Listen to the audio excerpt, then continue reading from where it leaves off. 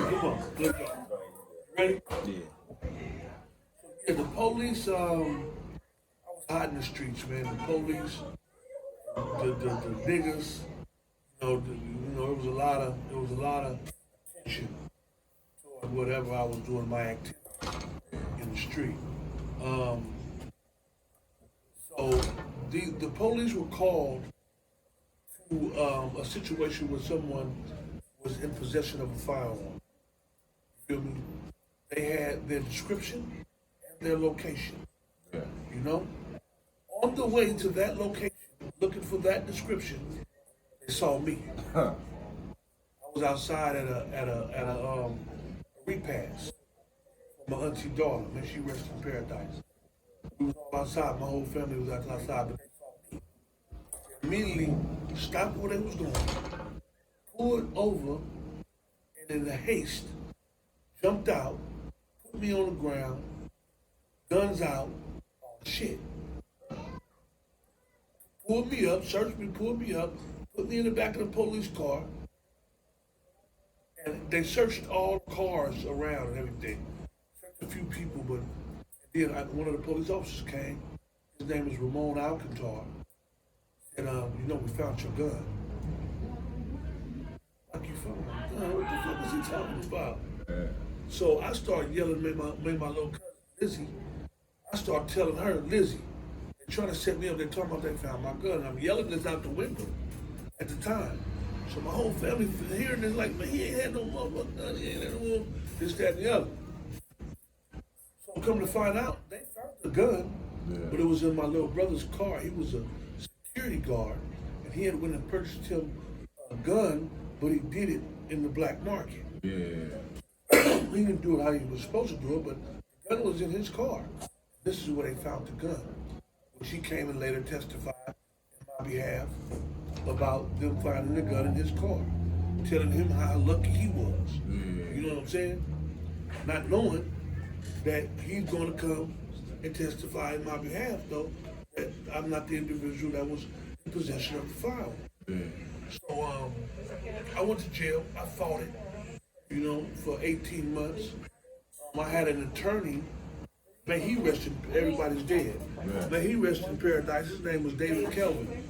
The boy E40 and Mr. Fab had paid him handsomely to defend me. At one point, he had too much on his plate. I'm so sorry. And he wasn't representing me like I felt he should.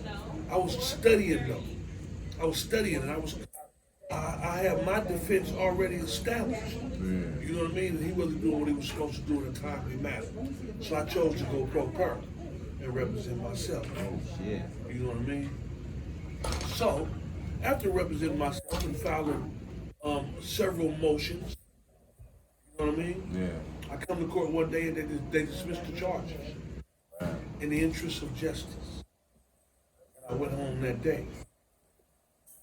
Went straight home. 18 years or 18 months. 18 months. I went straight home.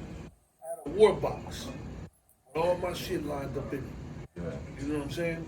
So if I gave it to you, that you would be able to go up in it and understand what's going on. Yeah. I took it to John Burris. John Burris, he hooked me up with two of his top attorneys, Benjamin Niesenbaum and Adante Pointer. You know, and, they went through the box and read my my run. You know, so on what happened. They accepted the case. We went to federal court and won. Right, yeah. You know what I'm saying? And then they gave me a few dollars. Yeah. You know what I Little mean? pain and suffering. Yeah. Doing time for something you didn't do, no price you can pay. Yeah, for For sure. that, you know what I mean? Yeah, ain't no amount of money can fix it. I was at the end of the day, I was a bad guy. You know when you watching police and robbery and the police and robbery. I was the robber. Yeah, I was the robber. It's so, like they got you for something. Might not have got you for what you had been Exactly. doing, but no matter what, you look at it like shit. so He was doing so it much was a lesson learned. It was an experience. It was and it came out to be a great story. Real, yeah, for You sure. know what I mean? For sure. And the most interesting thing about it was that I represented myself. I Yeah. never been to college, law school, none of that. That's real. But that lets you know that you can be anything you want to be if you put your mind to it. That shit And you can serious. do whatever you want to do if you put your mind to it. You have to be adamant about it and say, hey man, this is what I want to do. Yeah. You know? And you will accomplish your goals. That's real. That's real. So, at what point did you actually start deciding to rap? Then was it the time when you was locked up, or is it just I've been rapping next to Ken. This is me and my brother right here. okay? We put this out in 96, 94, 96, somewhere in there. So I've been rapping. For since a young boy, then I've yeah. been rapping, man. I kept on going to prison.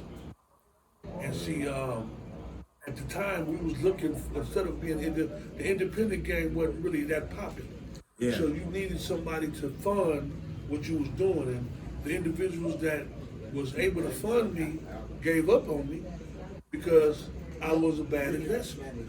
Go to jail too much. I'm going to jail too much. And then once I got out, and I'm still mobbing, I didn't want to really, I was raw as fuck. And I knew that.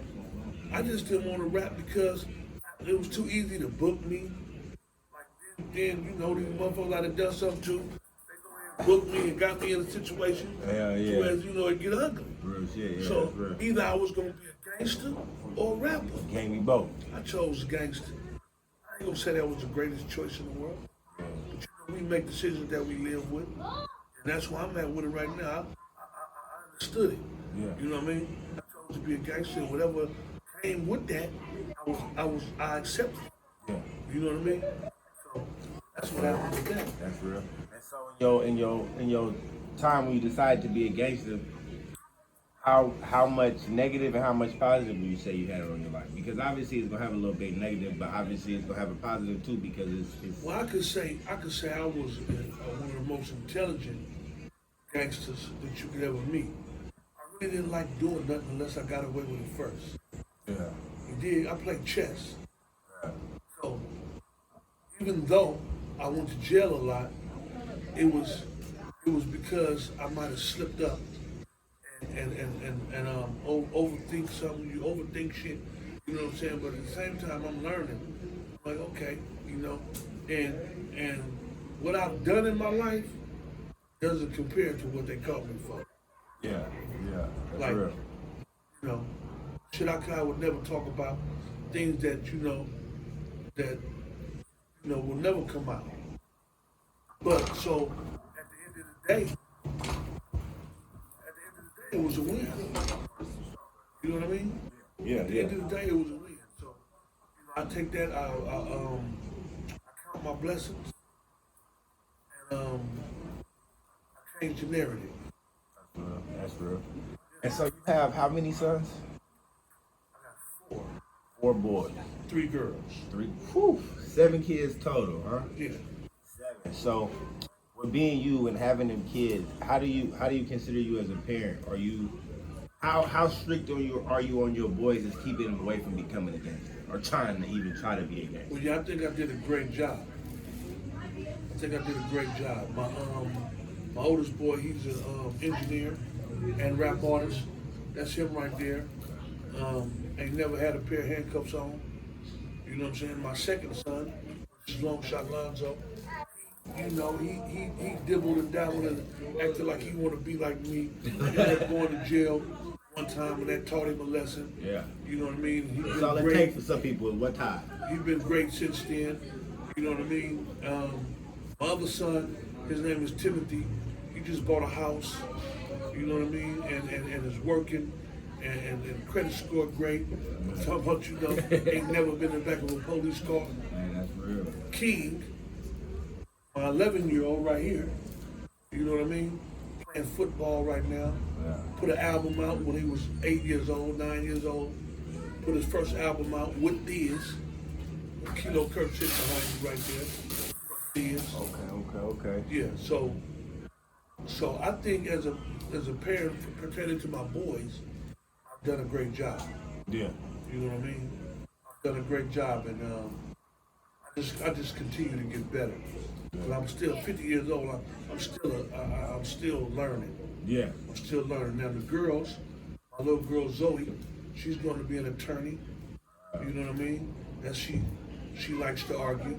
That's her thing. Yeah. You know what I mean? And she wants to be an attorney, and she's a great young kid.